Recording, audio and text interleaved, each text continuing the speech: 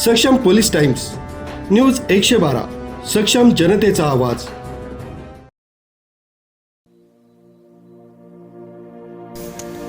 शेतकरी आणि आदिवासींच्या प्रलंबित प्रश्नांच्या मागणीसाठी किसान सभा मार्क्सवादी कम्युनिस्ट पार्टीच्या नेतृत्वाखाली पालघर जिल्हाधिकारी कार्यालयावर लॉंग मार्च काढण्यात आला.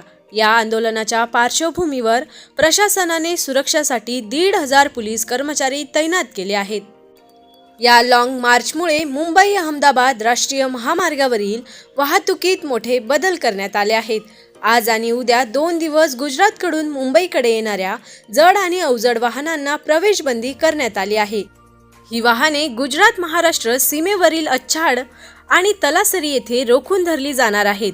खाजगी वाहन चालकांना पालघरमधील पर्यायी मार्गांचा वापर करण्याचे आवाहन प्रशासनाकडून करण्यात आले आहे.